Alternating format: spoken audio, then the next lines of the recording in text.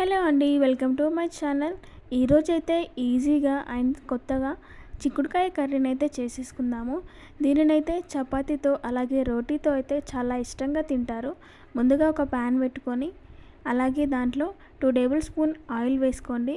తర్వాత జీలకర్ర ఆవాలు వేసుకొని ఆనియన్స్ వేసుకొని బాగా ఫ్రై అయిన తర్వాత 2 పచ్చిమిర్చీలు అలాగే అల్లం వెల్లుల్లి పేస్ట్ వేసుకోవాలి. మీకు ఇష్టమైతే ఎల్లిపాయలు కూడా వేసుకోవచ్చు. మేమైతే అల్లం వెల్లుల్లి పేస్ట్ వేసుకున్నాం. తర్వాత కొంచెం కరివేపాకు అలాగే 2 టమాటాలు కట్ చేసి పెట్టుకున్నవి వేసేసుకున్నాము.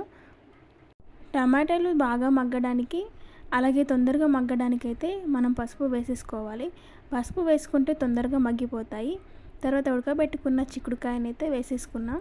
వేసుకున్నాక ఒక 5 మినిట్స్ వరకు మూత పెట్టేసి బాగా మగ్గనిచ్చుకోవాలి. చిక్కుడుకాయ బాగా మగ్గాక సరిపడంత సాల్ట్ వేసుకోవాలి.